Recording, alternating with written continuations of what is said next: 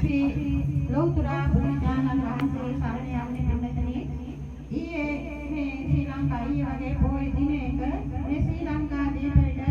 මිහිඳු මහරහතන් වහන්සේ විසින් ඒ අපේ බුදුරජාණන් වහන්සේ දේශනා කරන ලද්දා වූ සීසයිත